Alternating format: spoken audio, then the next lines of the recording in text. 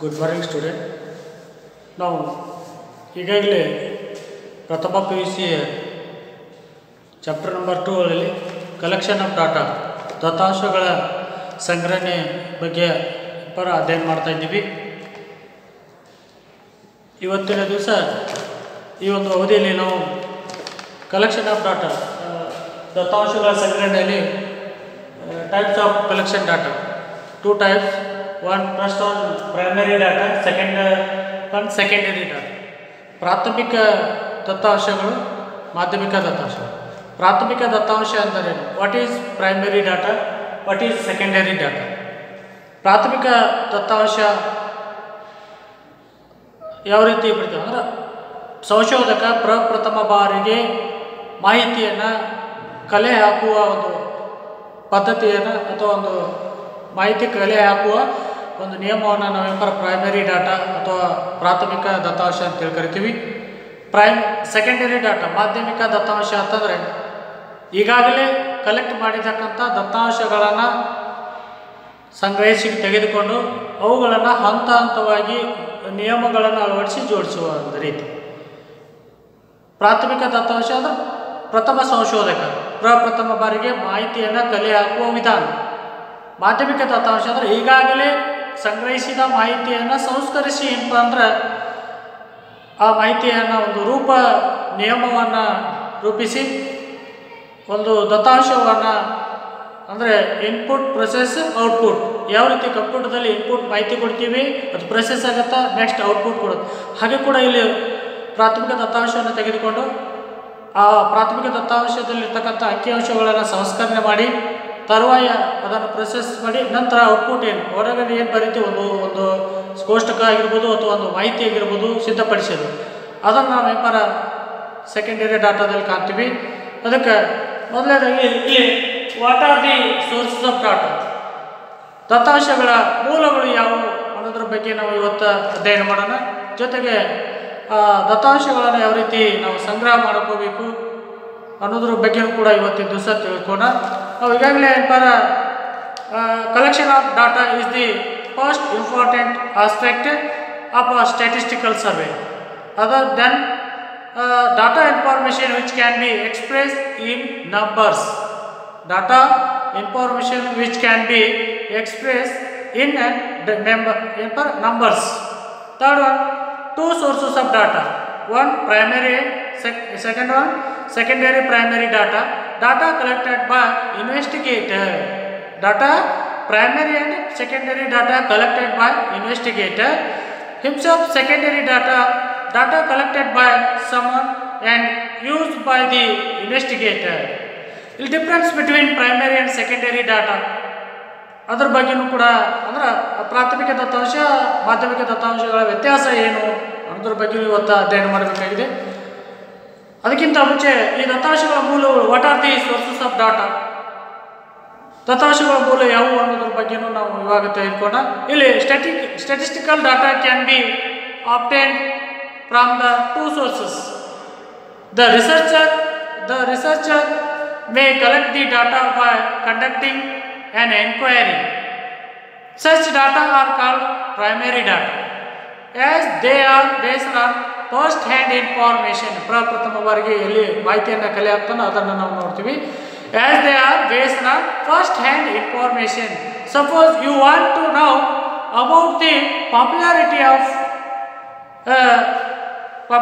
of film star among the school student. ಅಂದ್ರೆ ಒಂದು ಇಂಡಸ್ಟ್ರಿಯಲ್ಲಿ ಇರ್ತಕ್ಕಂಥ ಫಿಲ್ಮ್ ಇಂಡಸ್ಟ್ರಿಯಲ್ಲಿ ಇರ್ತಕ್ಕಂಥ ವಿವಿಧ ಒಂದು ಅಲ್ಲಿ ಮಾಹಿತಿಯನ್ನು ಕಲೆ ಹಾಕಿ ಯಾರು ಹೆಚ್ಚು ಪಾಪ್ಯುಲಾರಿಟಿ ಜನಪ್ರಿಯ ಹೊಂದಿದ ನಟ ಅಥವಾ ನಟಿ ಯಾರು ಅಂತೇಳಿ ಒಂದು ಸಮೀಕ್ಷೆ ಮಾಡಿದಾಗ ನಾವೆಂಬರ ಪ್ರತಿಯೊಬ್ಬ ವಿದ್ಯಾರ್ಥಿಗಳಿಗೆ ಅವರವರ ಮಾಹಿತಿಯನ್ನು ಪಡಿತೀವಿ. ಅದನ್ನು ನಾವು ಎಂಬರ ಪ್ರೈಮರಿ ಡಾಟಾ ಅಂತ ಕರಿತೀವಿ. ಹಾಗೆ ಕೂಡ ಒಬ್ಬ ರಾಜಕಾರಣಿ ಯಾರು ಅತ್ಯುತ್ತಮ ರಾಜಕಾರಣಿ, ಜನಪ್ರಿಯ ಶಾಸಕರು ಯಾರು ಅನ್ನೋದನ್ನು ಜನರಲ್ಲಿ ಎಂಬರ ನಾವು ಮಾಹಿತಿಯನ್ನು ಕಲೆ ಹಾಕ್ತೀವಿ, ಕೇಳ್ತೀವಲ್ಲ, ಅದು ಇನ್ವೆಸ್ಟಿಗೇಟರ್ ಯಾರು ಕಲೆಕ್ಟರ್ ಎಂಪರ್ ತನಿಖೆ ಮಾಡ್ತಿರ್ತಾರಲ್ಲ ಅವ್ರನ್ನ ನಾವು ಇಲ್ಲಿ ಪ್ರೈಮರಿ ಡಾಟಾ ಅಂತ ಕರಿತೀವಿ. ಪ್ರಪ್ರಥಮ ಬಾರಿಗೆ ಮಾಹಿತಿ ಕಲೆ ಹಾಕುವುದು. ಹೌದಾ? ಇಲ್ಲಿ ಸಂಖ್ಯಾಶಾಸ್ತ್ರದ ದತ್ತಾಂಶಗಳನ್ನು ನಾವು ಎಂಪರ್ 2 ಮೂಲಗಳಾಗಿ ನೋಡ್ತೀವಿ, ಪ್ರಾಥಮಿಕ ದತ್ತಾಂಶ ಮತ್ತು ಮಾಧ್ಯಮಿಕ ದತ್ತಾಂಶ. ಅಂದರೆ ಶೋಧಕನು ಅಥವಾ ಸಂಶೋಧಕನು ದತ್ತಾಂಶಕ್ಕೆ ಪ್ರಾಥಮಿಕ ದತ್ತಾಂಶ ಅಂತ ಕರಿತೀವಿ. ಶೋಧಕ ಅಥವಾ ಸಂಶೋಧಕ ಪ್ರಥಮ ಬಾರಿಗೆ ಸಾಧಿಸಿದ ಒಂದು ದತ್ತಾಂಶಕ್ಕೆ, ಸಂಗ್ರಹಿಸಿದ ದತ್ತಾಂಶಕ್ಕೆ ಪ್ರಾಥಮಿಕ ದತ್ತಾಂಶ ಅಂತ ಕರಿತೀವಿ. ಏಕೆಂದರೆ ಇದು ಮೊದಲ ಬಾರಿಗೆ ಪ್ರಥಮ ಬಾರಿಗೆ ಸಂಗ್ರಹಿಸಿದ ಮಾಹಿತಿಯಾಗಿದೆ. ಯಾವುದು? Primary data. ಶೋಧಕ ಅಥವಾ ಸಂಶೋಧಕನು ಸಂಗ್ರಹಿಸಿದ ದತ್ತಾಂಶಕ್ಕೆ ಪ್ರಾಥಮಿಕ ದತ್ತಾಂಶ ಅಂತೇಳಿ. ಯಾಕಂದ್ರೆ ಇದು ಮೊದಲ ಬಾರಿಗೆ ಸಂಗ್ರಹಿಸಿದ ಮಾಹಿತಿಯಾಗಿದ್ದರಿಂದ ಅಥವಾ ಪ್ರಥಮ ಬಾರಿಗೆ ಮಾಹಿತಿಯನ್ನು ಕಲೆ ಹಾಕಿದ್ದರಿಂದ ಅದನ್ನು ನಾವು ಪ್ರೈಮರಿ ಡಾಟಾ ಅಂತ ಹೇಳ್ತೀವಿ. ಉದಾಹರಣೆಗೆ ಶಾಲಾ ವಿದ್ಯಾರ್ಥಿಗಳು ಸಿನಿಮಾ ತಾರೆಯೊಬ್ಬರ ಜನಪ್ರಿಯತೆಯನ್ನು ತಿಳಿಬೇಕಾಗಿರುತ್ತದೆ. ಆ ಸಿನಿಮಾ ತಾರೆ ಜನಪ್ರಿಯತೆಯನ್ನು ತಿಳಿಬೇಕಾದ್ರೆ ಶಾಲಾ ವಿದ್ಯಾರ್ಥಿಗಳು ಒಬ್ಬೊಬ್ಬರಿಗೆ ನಾವು ಅವರುಗಳನ್ನ ಅಭಿಪ್ರಾಯಗಳನ್ನು ಅಥವಾ ಅವರ ಅನಿಸಿಕೆಗಳನ್ನು ಕೇಳಬೇಕಾಗುತ್ತೆ. ಇನ್ನು ಸೆಕೆಂಡರಿ ಡಾಟಾ. ಈ ಸೆಕೆಂಡರಿ ಡಾಟಾ ಒಳಗೆ ಮಾಧ್ಯಮಿಕ ದತ್ತಾಂಶ. If the data have been collected and processed by some other agency, they are called secondary data. If the data have been collected and processed by some other agency, they are called secondary data. They can be obtained either from published source such as a government reports,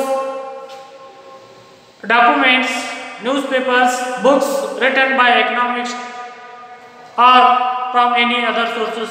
For example, website data, monthly year magazine and newspaper, then annual expenditure data, annual budget data, annual economic survey data. ಇವೆಲ್ಲವುಗಳನ್ನು ನಾವೆಂಪರ ಮಾಧ್ಯಮಿಕ ದತ್ತಾಂಶ ಅಂತೇಳಿ ಕರಿತೀವಿ. ಅಂದ್ರೆ ಇತರರು ಈಗಾಗಲೇ ಸಂಗ್ರಹಿಸಿದ ಮತ್ತು ಸಂಸ್ಕರಿಸಿದ ದತ್ತಾಂಶಗಳನ್ನು ಮಾಧ್ಯಮಿಕ ದತ್ತಾಂಶ ಅಂತೇಳಿ ಕರಿತೀವಿ. ಈ ಮಾಧ್ಯಮಿಕ ದತ್ತಾಂಶ ಪ್ರಕಟಿತ ಮೂಲಗಳು ಯಾವಪ್ಪ ಅಂದ್ರೆ ಸರ್ಕಾರದ ಪ್ರಕಟಣೆಗಳು, ಅದು ಕರ್ನಾಟಕ ಗೆಜೆಟ್ ಆಗಿರ್ಬೋದು, ಹಾಗೆ ನಿಯತಕಾಲಿಕೆಗಳು, ಮ್ಯಾಗ್ಝಿನ್ಸ್, ಮಂತ್ಲಿ ಮ್ಯಾಗ್ಝಿನ್ಸ್ ಇರ್ತಾವಲ್ಲ ಅವು ನಿಯತಕಾಲಿಕೆ ಆಗಿರ್ಬೋದು, ದಿನಪತ್ರಿಕೆಗಳಾಗಿರ್ಬೋದು, ಹಾಗೆ ಕೂಡ ಅರ್ಥಶಾಸ್ತ್ರಜ್ಞರು ಬರೆದ ಪುಸ್ತಕಗಳಾಗಿರ್ಬೋದು. ಇವೆಲ್ಲವುಗಳನ್ನು ನಾವೆಂಬರ ಪ್ರೈಮರಿ ಡಾಟಾ, ಮಾಧ್ಯಮಿಕ ದತ್ತಾಂಶಗಳು ಅಂತ ಕರಿತೀವಿ. ಉದಾಹರಣೆಗೆ ಈ ಅಂತರ್ಜಾಲದಿಂದ ಪಡೆದ ಮಾಹಿತಿ ಆಗಿರ್ಬೋದು. ಹಾಗೆ ಕೂಡ ಆದ್ದರಿಂದ ಇದು ಮೊದಲ ಬಾರಿಗೆ ಸಂಗ್ರಹಿಸಿದ ಮೂಲಕ್ಕೆ ಪ್ರಾಥಮಿಕವಾಗಿದ್ದು ನಂತರ ಉಪಯೋಗಿಸುವ ಎಲ್ಲ ಮೂಲಗಳಿಗೆ ಮಾಧ್ಯಮಿಕ ಮೂಲಗಳಾಗಿರ್ತವೆ. ಅದಕ್ಕೆ ಪ್ರಪ್ರಥಮ ಬಾರಿಗೆ ಸಂಗ್ರಹಿಸಿದ ಮಾಧ್ಯಮ ಪ್ರಾಥಮಿಕ ದತ್ತಾಂಶ. ಆದರೆ ಆ ಪ್ರಾಥಮಿಕ ದತ್ತಾಂಶದಲ್ಲಿ ಸಂಗ್ರಹಿಸಿದ ಮಾಹಿತಿಯನ್ನು ಹಂತ ಹಂತವಾಗಿ ಅಥವಾ ಎಲ್ಲ ಮೂಲಗಳಿಗೆ ಅಥವಾ ನಂತರ ಉಪಯೋಗಿಸುವ ಎಲ್ಲ ಮೂಲಗಳಿಗೆ ಮಾಧ್ಯಮಿಕ ದತ್ತಾಂಶ ಅಂತೇಳಿ ಕರಿತೀವಿ. ಇಲ್ಲ, ಈ difference between primary and secondary data, ಪ್ರಾಥಮಿಕ ದತ್ತಾಂಶ ಮತ್ತು ಮಾಧ್ಯಮಿಕ ದತ್ತಾಂಶಗಳ ವ್ಯತ್ಯಾಸ ಏನಪ್ಪ ಅಂತಾರೆ, ಇದು ಪ್ರಪ್ರಥಮ ಬಾರಿಗೆ ಕಲೆ ಹಾಕಿದ ದತ್ತಾಂಶವಾಗಿರುತ್ತದೆ. ಇದು ಸೆಕೆಂಡರಿ ಡಾಟಾ ಅಂದ್ರೆ ನಂತರ ಇಲ್ಲಿ ಕಲೆ ಹಾಕಿದ ದತ್ತಾಂಶಗಳನ್ನು ಸಂಸ್ಕರಿಸಿ ಅದು ಪ್ರಸಿದ್ಧ ರೂಪದಲ್ಲಿರ್ತಕ್ಕಂಥ ಮಾಹಿತಿಯನ್ನು ಜೋಡಣೆ ಮಾಡೋದಾಗಿರ್ಬೋದು, ನಿಯಮವನ್ನು ಪಾಲನೆ ಆಗಿರ್ಬೋದು. ಒಟ್ಟು ಸೆಕೆಂಡರಿ ಡಾಟಾ ಅಂತಂದ್ರೆ ನಂತರ ಉಪಯೋಗಿಸುವುದು. ಹೌದಾ? ಅದು ದಿನಪತ್ರಿಕೆ ಆಗಿರ್ಬೋದು, ನ್ಯೂಸ್ ಪತ್ರಿಕೆ ಆಗಿರ್ಬೋದು, ಯಾವುದೇ ಆಗಿರ್ಬೋದು. ಅದಕ್ಕೆ ಇಲ್ಲಿ difference between the primary and secondary data. Primary data is original data collected by primary data is original data collected by the investigator, while secondary data is already existing and not original. ಪ್ರಾಥಮಿಕ ದತ್ತಾಂಶ ಪ್ರಥಮವಾಗಿ ನಿಜಾಂಶದಿಂದ ಸತ್ಯಾಂಶ ಅಂದರೆ ಘಟನೆ ನಡೆದ ಸ್ಥಳಕ್ಕೆ live ಆಗಿ ನಾವು ಇನ್ವೆಸ್ಟಿಗೇಟರ್ ಅಂತಂದ್ರೆ ವೀಕ್ಷಣೆಗಾರ ಅದನ್ನು ಮಾಹಿತಿಯನ್ನು ಕಲೆಯಾಗಿರ್ತಾನೆ. ಈ ಮಾಧ್ಯಮಿಕ ದತ್ತಾಂಶ ಅದನ್ನು ಆಲ್ರೆಡಿ ಎಕ್ಸಿಸ್ಟ್ ಅಲ್ಲಿ ನಡೆದಿರ್ತಕ್ಕಂಥ ಎಲ್ಲ ದತ್ತಾಂಶಗಳನ್ನು ತೆಗೆದುಕೊಂಡು ಅದನ್ನು ಅಂತಂದ್ರೆ ನಾಟ್ ಒರಿಜಿನಲ್, ಇದು ಒರಿಜಿನಲ್ ಅಲ್ಲ, ಯಾವುದು ಮಾಧ್ಯಮಿಕ ದತ್ತಾಂಶ ಇದು ನಾಟ್ ಒರಿಜಿನಲ್. ಇಲ್ಲ, second one, primary data is always collected by specific purpose, while secondary data has already been collected if collected for some other purpose. ಪ್ರಾಥಮಿಕ ದತ್ತಾಂಶ ಏನಪ್ಪ ಅಂತಂದ್ರೆ ಸ್ಪೆಸಿಫಿಕ್ ಪರ್ಪಸ್, ಒಂದು ನಿರ್ದಿಷ್ಟ ಉದ್ದೇಶಕ್ಕಾಗಿ ಮಾಹಿತಿಯನ್ನು ಕಲೆ ಹಾಕ್ತಾರೆ. ಮಾಧ್ಯಮಿಕ ದತ್ತಾಂಶ ನಿರ್ದಿಷ್ಟ ಉದ್ದೇಶಕ್ಕಾಗಿ ಮಾಹಿತಿ ಕಲೆ ಹಾಕಿರುತ್ತಾನೆ ಸಂಸ್ಕರಣೆ ಮಾಡತಕ್ಕಂಥ ಒಂದು ಕಾರ್ಯವನ್ನು ಮಾಡುತ್ತೆ. Primary is coastal area are is more expensive where secondary data is less expensive. ಪ್ರಾಥಮಿಕ ದತ್ತಾಂಶ ಹೆಚ್ಚಿಗೆ ಒಂದು ನಾವು ವೆಚ್ಚ ಮಾಡಬೇಕಾಗುತ್ತೆ. ಪ್ರಾಥಮಿಕ ದತ್ತಾಂಶವನ್ನು ಪಡಿಬೇಕಾದ್ರೆ ಈ ಸೆಕೆಂಡರಿ ದತ್ತಾಂಶವನ್ನು ಅಥವಾ ಮಾಧ್ಯಮಿಕ ದತ್ತಾಂಶವನ್ನು ಪಡಿಬೇಕಾದ್ರೆ ಕಡಿಮೆ ಒಂದು ಸಮಯವನ್ನು ನಾವು ಇಲ್ಲಿ ವಿನಿಯೋಗಿಸ್ಬೇಕಾಗತ್ತೆ. ಅದಕ್ಕೆ ಈ ಮಾಹಿತಿಯನ್ನು ಕಲೆ ಹಾಕಬೇಕಾದ್ರೆ method sources of collection primary data.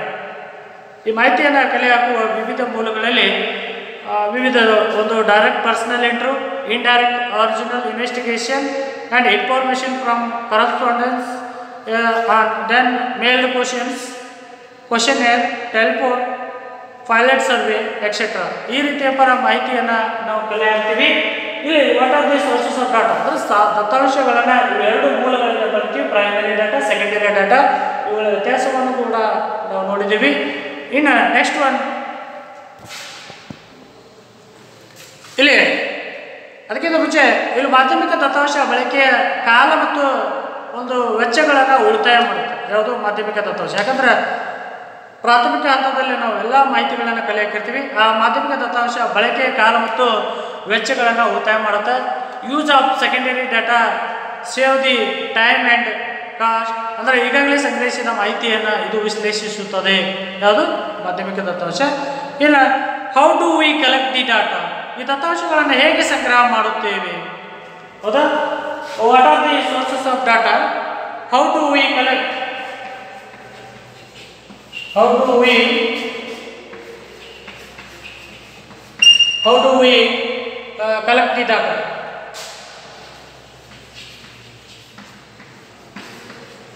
How do we collect the data, ಈ ದತ್ತಾಂಶಗಳನ್ನು ಹೇಗೆ ಸಂಗ್ರಹಣೆ ಮಾಡುತ್ತೇವೆ.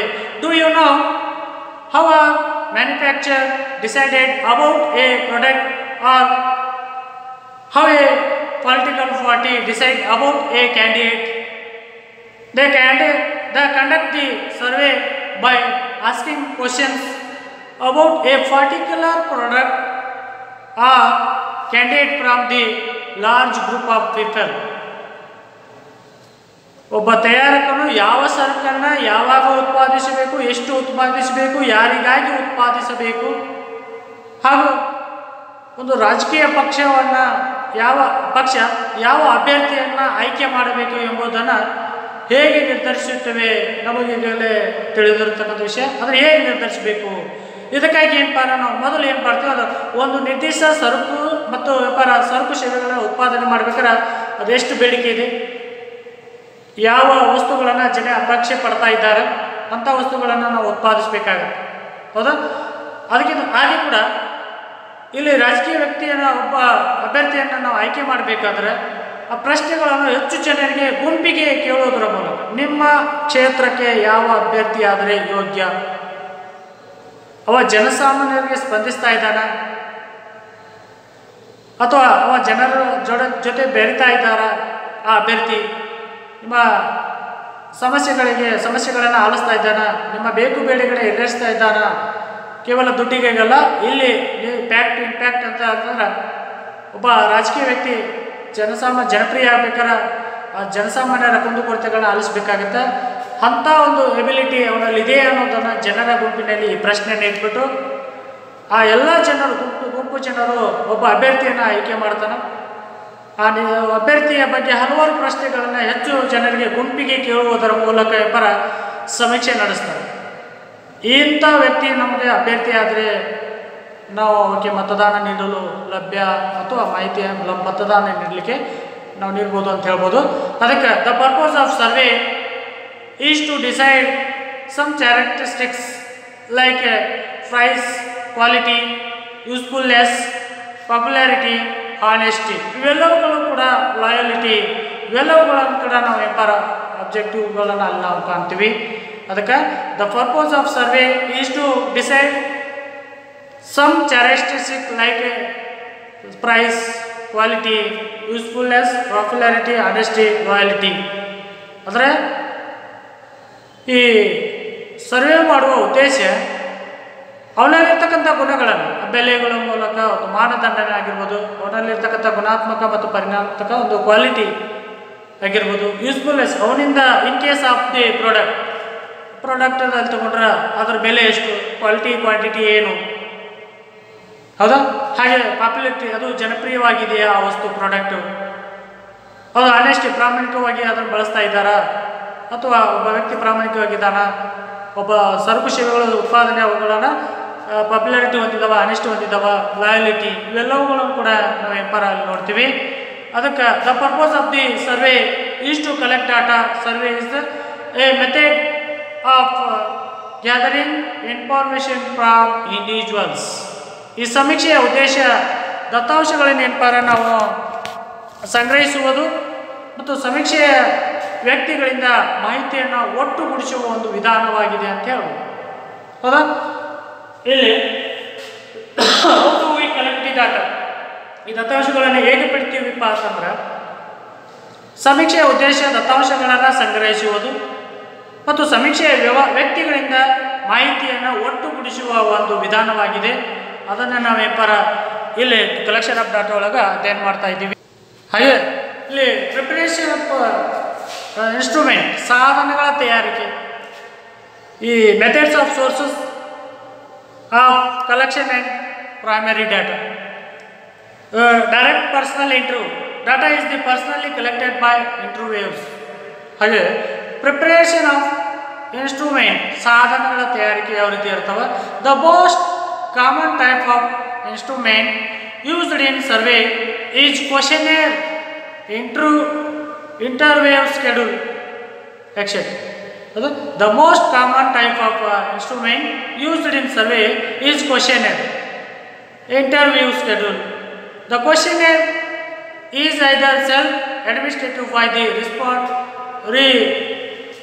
respondent or administered by the researcher or enumerator or trained investigator. ತರಬೇತಿ ಹೊಂದಿದ ಒಬ್ಬ ತರಬೇತುದಾರ ಅಥವಾ ಇನ್ವೆಸ್ಟಿಗೇಟರ್ ಅದರ ಮಾಹಿತಿ ಕಲೆ ಹಾಕುವ. While preparing the questionnaire interview schedule, you should keep in the mind the following points. ಈ ಸಾಧನಗಳ ತಯಾರಿಕೆ ಒಳಗೆ ಪ್ರಶ್ನಾವಳಿಗಳ ಮೂಲಕ ಯಾವ ರೀತಿ ನಾವು ಪ್ರಶ್ನಿಸಬೇಕು. ಹೌದಾ?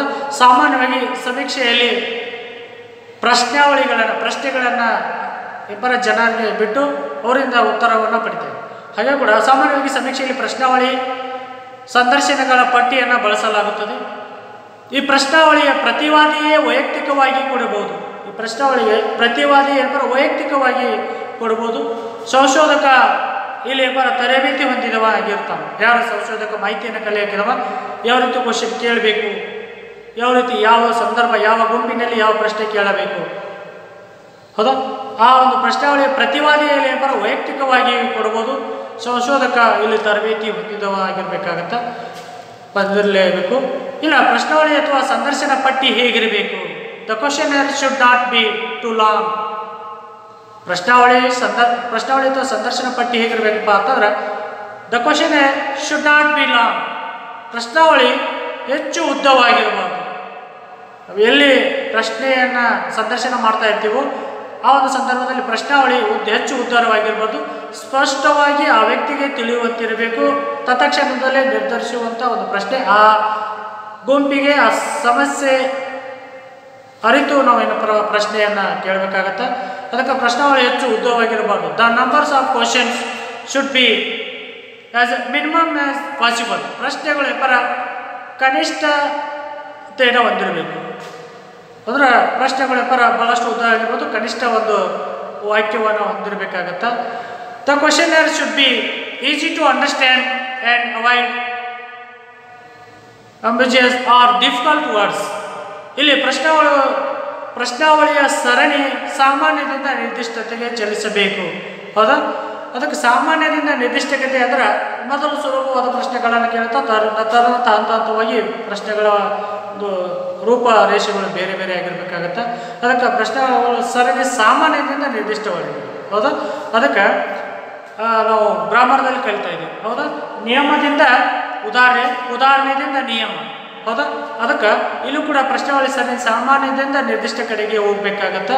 ಆ ನಿರ್ದಿಷ್ಟ ಕಡೆಗೆ ಚಲಿಸಬೇಕಾದ್ರೆ ನಮ್ಮ ಪ್ರಶ್ನಿಸುವ ಕೌಶಲ್ಯಗಳು ತುಂಬ ಅರ್ಥಪೂರ್ಣವಾಗಿರಬೇಕು. ಜನರಿಗೆ ಸಾಮಾನ್ಯವಾಗಿ ಅದು ತಿಳಿಯುವಂತಿರಬೇಕು. ಈ ರೀತಿ ಪ್ರಶ್ನೆಗಳನ್ನು ಕೇಳುವುದರ ಮೂಲಕ ನಾವು ಮಾಹಿತಿಯನ್ನು ಕಲೆ ಹಾಕ್ಬೋದು.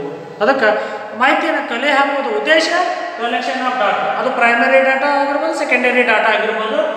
ಅದನ್ನು ನಾವು ಹೇಗೆ ಕಲೆಕ್ಟ್ ಮಾಡಬೇಕು ಅನ್ನೋದ್ರ ಮೇಲೆ ಆ ವ್ಯಕ್ತಿ ಟ್ರೈನ್ ಇನ್ವೆಸ್ಟಿಗೇಟರ್, ತರಬೇತಿ ಹೊಂದಿದ ಒಬ್ಬ ಮಾಹಿತಿ ಕಲೆ ಹಾಕುವ ಸಂಶೋಧಕ, ರಿಸರ್ಚರ್ ಬೇಕಾಗುತ್ತೆ. ಅದನ್ನು ನಾವು ಇಲ್ಲಿ ಪ್ರಶ್ನಾವಳಿಗಳು ಸಾಮಾನ್ಯದಿಂದ ನಿರ್ದಿಷ್ಟ ನಾವಲ್ಲಿ ದತ್ತಾಂಶಗಳು ಹೇಗೆ ಸಂಗ್ರಹ ಮಾಡ್ತೇವೆ. ಇದರಲ್ಲಿ ಮತ್ತಷ್ಟು ಅಂಶಗಳಂದ್ರೆ ಒಟ್ಟಾರೆಯಾಗಿ ಸಮೀಕ್ಷೆ ವ್ಯಕ್ತಿಗಳಿಂದ ಮಾಹಿತಿ ಒಟ್ಟುಗೂಡಿಸುವ ಒಂದು ವಿಧಾನವಾಗಿದೆ. ಅದನ್ನು ಸಾಧನಗಳ ಅಥವಾ ಪರಿಕರ ತಯಾರಿಕೆ ಯಾವ ರೀತಿ ಇರಬೇಕು, ಅದನ್ನು ವೈಯಕ್ತಿಕವಾಗಿ ಕೊಡ್ಬೋದು ಅಥವಾ ಸಂಶೋಧಕ ಅಥವಾ ತರಬೇತಿ ಹೊಂದಿದ ಶೋಧಕ ಏನಪ್ಪ ಅಂತಂದ್ರೆ ಕೂಡ ಕೊಡ್ಬೋದು.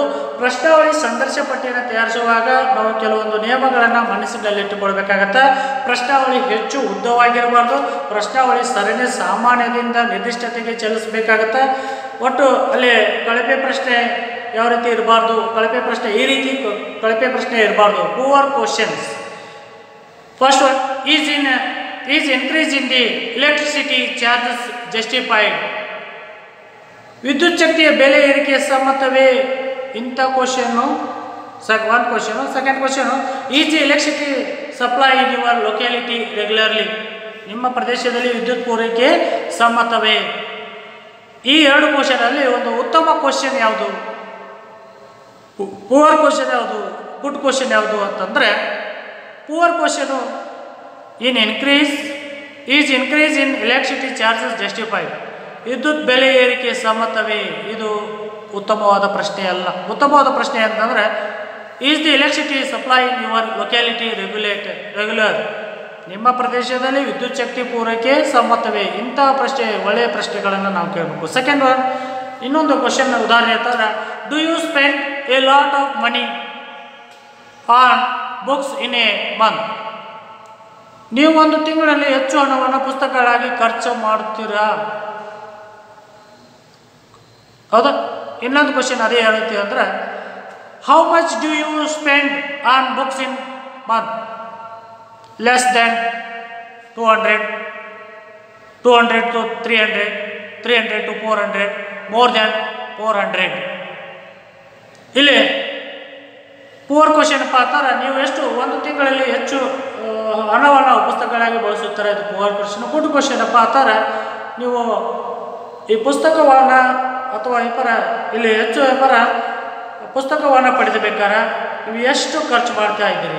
ನೀವು ಒಂದು ತಿಂಗಳಲ್ಲಿ ಎಷ್ಟು ಹಣವನ್ನು ಪುಸ್ತಕಗಳಿಗೆ ಖರ್ಚು ಮಾಡ್ತಾ ಇದ್ದಾರೆ? ಒಂದು ಆಪ್ಷನ್ಸ್ ಕೊಡಬೇಕು. 200 ಇಂದ 300, ಅಥವಾ ಬಿಲೋ 200, ಅಬೌವ್ 400, ಅಬೌವ್ 300, ಅಥವಾ 4ಕ್ಕಿಂತ ಹೆಚ್ಚು. ಇಷ್ಟು 4 ಆಯ್ಕೆಗಳನ್ನು ಕೊಟ್ಟು ಕೂಡ ನಾವು ಪ್ರಶ್ನೆಯನ್ನು ಕೇಳಬೇಕಾಗತ್ತಾ. ಇಲ್ಲ, ಪ್ರಶ್ನೆಗಳಲ್ಲಿ 2 ನಿಷೇಧಗಳನ್ನು ಬಳಸಬಾರ್ದು. ಹಾಗಲ್ಲವೇ, ಮಾಡುವುದಿಲ್ಲವೇ? ಹೌದಾ? ಇಲ್ಲಿ ನಾವು ಸಾಮಾನ್ಯವಾಗಿ ಏನು ಬಳಸ್ತಾ ಇರ್ತೀವಿ, ಕ್ಯಾಚ್ ಹಿಡಿ. ಕ್ಯಾಚ್ ಅಂದರೆ ಹಿಡಿ, ಮತ್ತೆ ಕನ್ನಡದಲ್ಲಿ ಹಿಡಿ, ಕ್ಯಾಚ್ ಹಿಡಿ. ಇಂಥ ಪ್ರಶ್ನೆಗಳು ಅಲ್ಲಿ ಇರಬಾರ್ದು. ಹೌದಾ? ಅದಕ್ಕೆ ಪ್ರಶ್ನೆಗಳಲ್ಲಿ 2 ನಿಷೇಧಗಳನ್ನು ಬಳಸಬಾರ್ದು. ಪ್ರಶ್ನಿಸುವ ಕೌಶಲ್ಯ ನಮಗೆ ಚೆನ್ನಾಗಿ ಗೊತ್ತಿರಬೇಕಾಗಿದೆ. ನಿರರ್ಗಳವಾಗಿ ಪ್ರಶ್ನೆ ಎಂಬರ ಒಂದು ಸ್ಪಷ್ಟವಾದ ಸಂದೇಶವನ್ನು ಕೊಡುವಂತಿರಬೇಕು. ಆ ಪ್ರಶ್ನಿಸುವ ಕೌಶಲ್ಯ ಇನ್ವೆಸ್ಟಿಗೇಟರ್ ಇರಬೇಕಾಗುತ್ತೆ. ಅದಕ್ಕೆ ಪ್ರಶ್ನೆಗಳಲ್ಲಿ 2 ನಿಷೇಧಗಳು ಬಳಸಬಾರ್ದು. ಅಥವಾ ಉದಾಹರಣೆ, ಆಗಲ್ವೇ, ಮಾಡುವುದಿಲ್ಲವೇ, ಇವುಗಳಿಂದ ಆರಂಭವಾಗುವ ಪ್ರಶ್ನೆಗಳನ್ನು ಕೇಳಬಾರದು. ಹೌದಾ? ಅದಕ್ಕೆ ಕಾರಣ ಇವುಗಳು ಪೂರ್ವಗೀತ ಪ್ರಕ್ರಿಯೆಗಳಿಗೆ ದಾರಿ ಮಾಡಿಕೊಡುತ್ತವೆ. ಹೌದಾ? ಉದಾಹರಣೆಗೆ ಅಂದರೆ, ಧೂಮಪಾನ ನಿಷೇಧಿಸಬೇಕೆಂದು ನೀವು ಯೋಚಿಸಿದ್ದಿಲ್ಲವೇ? ಇನ್ನೊಂದು, ಇದು ಕಳಪೆ ಪ್ರಶ್ನೆ ಅಂತ ತಿಳ್ಕೊಳ್ರಿ. ಇದು ಉತ್ತಮ ಪ್ರಶ್ನೆ. ಇದನ್ನೇ ಯಾವ ರೀತಿ ಕೇಳಬೇಕು? ಧೂಮಪಾನ ನಿಷೇಧಿಸಬೇಕೆಂದು ನೀವು ಯೋಚಿಸುವಿರಾ? ಹೌದಾ? ನಿಮ್ಮ ಪ್ರದೇಶದಲ್ಲಾಗಿರ್ಬೋದು, ನಿಮ್ಮ ಕುಟುಂಬದಲ್ಲಾಗಿರ್ಬೋದು, ಅಥವಾ ನೀವು ಧೂಮಪಾನ ನಿಷೇಧಿಸಬೇಕೆಂದು ನೀವು ಯೋಚಿಸುವಿರಾ? ಇಂಥ ಕ್ವಶನ್ ಕೇಳಬೇಕು. ನೀವು ಧೂಮಪಾನವನ್ನು ನಿಷೇಧಿಸಬೇಕೆಂದು ನೀವು ಯೋಚಿಸಿದ್ದಿಲ್ಲವೇ? ಈ ರೀತಿಯ ಕ್ವಶನ್ಗಳು ನಿಮ್ಮಲ್ಲಿ ಇರಬಾರ್ದು. ಹೌದಾ? ಅದಕ್ಕೆ ಉತ್ತಮ ಪ್ರಶ್ನೆಗಳು ನಮ್ಮ ಇನ್ವೆಸ್ಟಿಗೇಟರ್ ಹೊಂದಿರಬೇಕು. ಟ್ರೈನ್ ಇನ್ವೆಸ್ಟಿಗೇಟರ್, ತರಬೇತಿ ಹೊಂದಿದ ಒಬ್ಬ ಸಂಶೋಧಕ ಒಳ್ಳೆಯ ಪ್ರಶ್ನೆಗಳನ್ನು ಕಲೆ ಹಾಕಬೇಕು. ಮಾಹಿತಿಯನ್ನು ಕಲೆ ಹಾಕಲಿಕ್ಕೆ ಒಳ್ಳೆಯ ಪ್ರಶ್ನೆಗಳನ್ನು ಕೇಳಬೇಕು. ಸಂದರ್ಭಕ್ಕೆ ಅನುಸಾರವಾಗಿ ಕೆಲವು ಪ್ರಶ್ನೆಗಳನ್ನು ನಾವು ಕೇಳಬೇಕಾಗತ್ತೆ. ಅಲ್ಲಿ ವಿಷಯವಲ್ಲದ ವಿಷಯವನ್ನು ಪ್ರಶ್ನೆಗಳನ್ನು ನಾವು ಪ್ರಶ್ನಿಸಬಾರದು. ಹೌದಾ? ನಾವು ಉದ್ದೇಶ, purpose of collection of data, ದತ್ತಾಂಶಗಳ ಸಂಗ್ರಹಣೆ ಮಾಡುವ ಉದ್ದೇಶ ಏನಿದೆ ಅವಷ್ಟೇ ಪ್ರಶ್ನೆಗಳನ್ನು ನಾವು ಅಲ್ಲಿ ಕೇಳಬೇಕಾಗತ್ತೆ. ಇನ್ನು ಇನ್ನೊಂದು ಉದಾಹರಣೆ ಪಾತ್ರ ಫೋರ್ ಕ್ವಶನ್. ಉತ್ತಮ ಗುಣಮಟ್ಟವುಳ್ಳ ಚಹಾದ ಪರಿಮಳವು ನಿಮಗೆ ಹೇಗೆ ಅನಿಸುತ್ತದೆ? ಉತ್ತಮ ಗುಣಮಟ್ಟ ಉಳ್ಳ ಚಹಾದ ಪರಿಮಳ ನಿಮಗೆ ಹೇಗೆ ಅನಿಸುತ್ತದೆ? ಇದು ಒಂದು ಕಳಪೆ ಪ್ರಶ್ನೆ ಅಂತೇಳಿ ಯಾವ ರೀತಿ ಕೇಳಬೇಕು? ಉತ್ತಮ ಪ್ರಶ್ನೆ ಯಾವ ರೀತಿ? ಚಹಾದ ಪರಿಮಳವು ನಿಮಗೆ ಹೇಗೆ ಅನಿಸುತ್ತದೆ?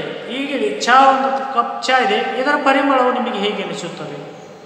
ಈ ರೀತಿ ಕ್ವಶನ್ಗಳನ್ನು ನಾವು ರಚಿಸಬೇಕಾಗತ್ತೆ. ಈ ಪ್ರಶ್ನೆಗಳು ಪರ್ಯಾಯ ಉತ್ತರಗಳನ್ನು ಸೂಚಿಸಬಾರದು. ನಾವು ಒಂದು ಕ್ವಶನ್ ಕೇಳಿದರೆ ಅದರ ಪರ್ಯಾಯ ಉತ್ತರಗಳಿರಬಾರ್ದು, ಒಂದೇ ಉತ್ತರ ಬಂದಿರಬೇಕು. ಅಂತಹ ಪ್ರಶ್ನೆಗಳನ್ನು ನಾವು ಒಂದು ಸಂಗ್ರಹಿಸಿದ ಗುಂಪಕ್ಕೆ ಕಲೆಕ್ಷನ್ ಗ್ರೂಪ್ ಆಫ್ ಇನ್ಫಾರ್ಮೇಷನ್ ಹೌದಾ. ಅದಕ್ಕೆ ವಿದ್ಯಾಭ್ಯಾಸದ ಮತ್ತೊಂದು ಉದಾಹರಣೆ ಅಂದರೆ ವಿದ್ಯಾಭ್ಯಾಸದ ನಂತರ ನೀವು ನೌಕರಿ ಮಾಡಿರುವ ಅಥವಾ ಗೃಹಿಣಿ ಆಗಲು ಇಚ್ಛಿಸುವಿರಾ? ಇಂಥ ಪ್ರಶ್ನೆಗಳು ಇರಬಾರ್ದು. ಸಾಧ್ಯವಾದರೆ ನೀವು ನೌಕರಿ ಮಾಡಲು ಇಚ್ಛಿಸುವಿರಾ? ಈ ರೀತಿ ಪ್ರಶ್ನೆಗಳು ಇರಬೇಕಾಗತ್ತೆ. ಇಲ್ಲ ಈ ಪ್ರಶ್ನಾವಳಿಯು ಮುಚ್ಚಿದ ಎಲೆಯ ಅಂದರೆ ರಚನಾತ್ಮಕ ಪ್ರಶ್ನೆಗಳು, ಇಲ್ಲ ಪ್ರಶ್ನೆಗಳು ಅಥವಾ ತೆರೆದ ಎಲೆಯ ಪ್ರಶ್ನೆಗಳನ್ನು ಹೊಂದಿರಬಹುದು. ಇಲ್ಲಿ ರಚನಾತ್ಮಕವಲ್ಲದ ಪ್ರಶ್ನೆಗಳು ಹೊಂದಿರಬಹುದು. ಅದಕ್ಕೆ ಮುಚ್ಚಿದ ಎಲೆಯ ಪ್ರಶ್ನೆಗಳು ದ್ವಿಮಾರ್ಗದ ಪ್ರಶ್ನೆಗಳು ಅಥವಾ ಬಹು ಆಯ್ಕೆ ಪ್ರಶ್ನೆಗಳಾಗಿರ್ತವೆ. ಈ ಪ್ರಶ್ನೆಗಳಲ್ಲಿ ಹೌದು ಅಥವಾ ಇಲ್ಲ ಎರಡು ಸಾಧ್ಯ ಉತ್ತರಗಳನ್ನು ಮಾತ್ರ ಇದ್ದರೆ ಇವುಗಳನ್ನು ದ್ವಿಮಾರ್ಗದ ಪ್ರಶ್ನೆಗಳು, ಹೌದು ಅಥವಾ ಇಲ್ಲ, ಎಸ್ ಆರ್ ನೋ ಕ್ವಶನ್ ಹೌದಾ. ಅದಕ್ಕೆ the question may be consist of close ended question or open ended question. The above question about what a student wants to offer college in open ended question. ಪ್ರಶ್ನಾವಳಿಯು ಮುಚ್ಚಿದ ಎಲೆಯ ಪ್ರಶ್ನೆಗಳು ಅಥವಾ ತೆರೆದ ಎಲೆಯ ಪ್ರಶ್ನೆಗಳು ಹೊಂದಿರಬಹುದು. ಅದು close ended or structure questions can either be two-way question, a multiple choice question, and there are two possible yes or no questions. ಹೌದು ಅಥವಾ ಇಲ್ಲ, ಎಸ್ ಆರ್ ನೋ ಕ್ವಶನ್. ಇದು ಆಗಿರ್ಬೋದು, ಇದಾಗಿರ್ಬೋದು ಹೌದಾ. Yes or no question, yes or. ಈ ರೀತಿ ಎರಡು ದ್ವಿಮಾರ್ಗದ ಪ್ರಶ್ನೆಗಳನ್ನು ನಾವು ರಚಿಸಬೇಕಾಗತ್ತೆ. ಈ ರೀತಿ ಇರಬೇಕಾಗತ್ತೆ. ಇಲ್ಲ ಈ ಉತ್ತರ ಆಯ್ಕೆಯು ಎರಡಕ್ಕಿಂತ ಹೆಚ್ಚಾಗಿದ್ದರೆ ಬಹು ಆಯ್ಕೆ ಮಲ್ಟಿಪಲ್ ಚಾಯ್ಸ್ ಕ್ವಶನ್. ಬಹು ಆಯ್ಕೆ ಪ್ರಶ್ನೆಗಳು ಹೆಚ್ಚು ಸೂಕ್ತವಾಗಿರ್ತವೆ ಅಥವಾ ಉದಾಹರಣೆಯನ್ನು ಹೊಂದಿರ್ತವೆ ಅಂತ ಹೇಳಿ ಕೂಡ ಅನ್ಬೋದು. ಆ ಮಲ್ಟಿಪಲ್ ಕ್ವಶನ್ ಎಂಬ when there is possible of more than two options of answer. Multiple choice questions are more opportunity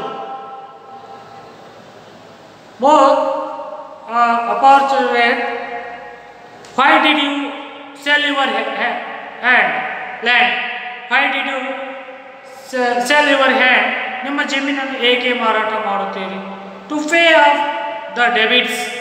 Second one, to finance children's the invest in another property, any other. ಈ ನಾಲ್ಕು ಬಹುವಾಕ್ಯ ಪ್ರಶ್ನೆಗಳು ನಮ್ಮಲ್ಲಿ ಇರಬೇಕಾಗತ್ತೆ. ಆ ನಾಲ್ಕು ಬಹುವಾಕ್ಯ ಪ್ರಶ್ನೆಗಳಲ್ಲಿ ಒಂದನ್ನು ನಾವು ಎಂಬರ ಆಯ್ಕೆ ಮಾಡ್ಕೋಬೇಕಾಗತ್ತೆ. ಅಥವಾ ನನ್ನ ಆಫ್ ದಿ ಅಬೌವ್, ಈ ಮೇಲಿನವು ಯಾವುವು ಅಲ್ಲ. ನನ್ನ ಆಫ್ ದಿ ಅಬೌವ್,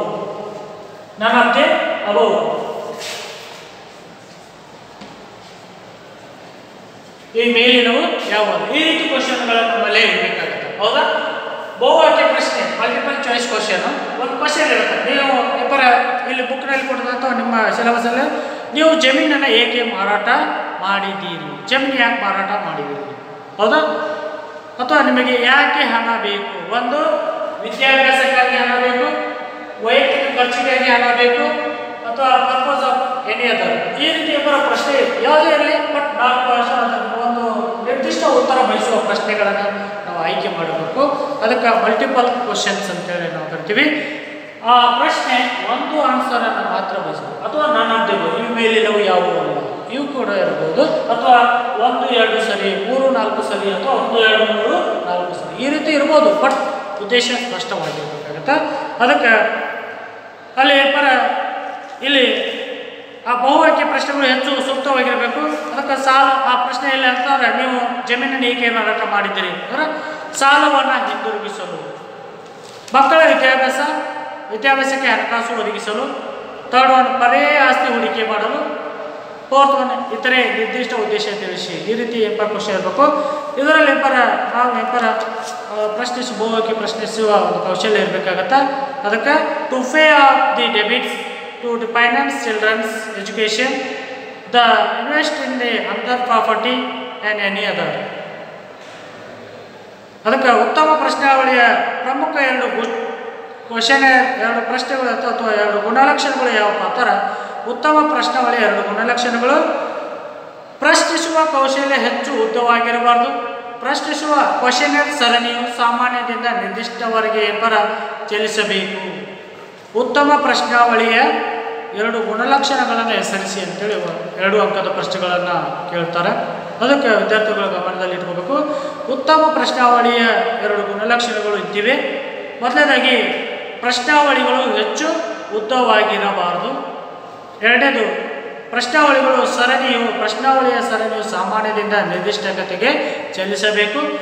ಪ್ರಶ್ನಾವಳಿಯು ಪರ್ಯಾಯ ಉತ್ತರಗಳನ್ನು ಸೂಚಿಸಬಾರದು. ಈ ರೀತಿ ಪ್ರಶ್ನೆಗಳು ಇರಬೇಕಾಗುತ್ತೆ. ಅದಕ್ಕೆ ಉತ್ತಮ ಪ್ರಶ್ನಾವಳಿಯ 2 ಗುಣಲಕ್ಷಣಗಳು ಹೇಗಿವೆ ಅಂತ ಹೇಳ್ಬಿಟ್ಟು ಎಕ್ಸ್ಪ್ಲೇನ್ ಮಾಡಬೇಕಾಗುತ್ತೆ.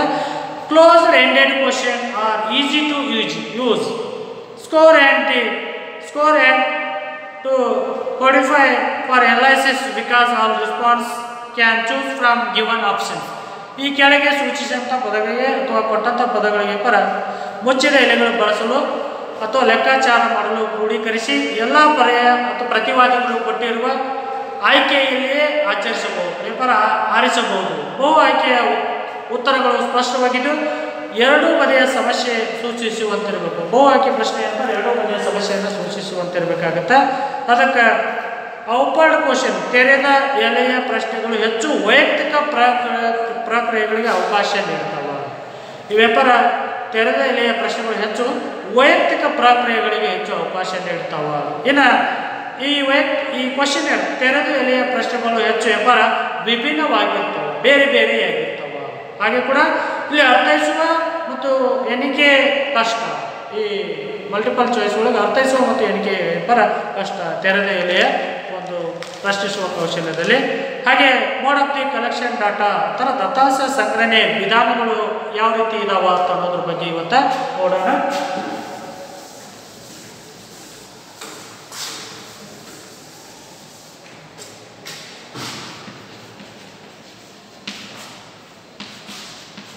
Mode of data collection.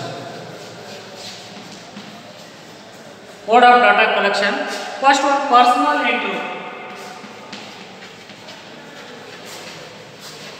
Personal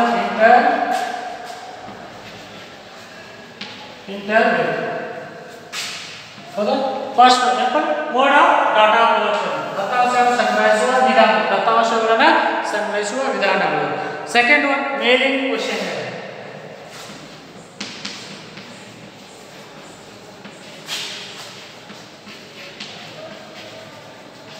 Mailing questionnaire. Third one, telephone interview. Telephone